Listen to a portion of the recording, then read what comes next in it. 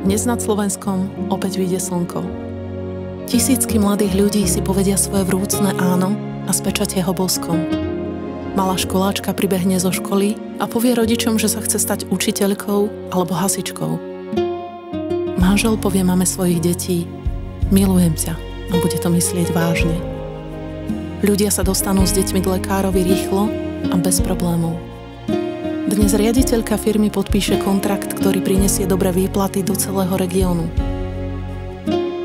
Živnostník bude s radosťou tvrdo pracovať a na svoje dielo bude pyšný. Oligarchovia prestanú kradnúť, lebo vedia, že policajti po nich idú a už nikdy neuhnú.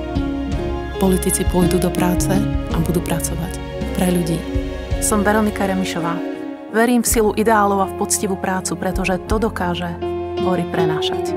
Za vás, za ľudí, aby sa sny o Slovensku stali skutočnosťou.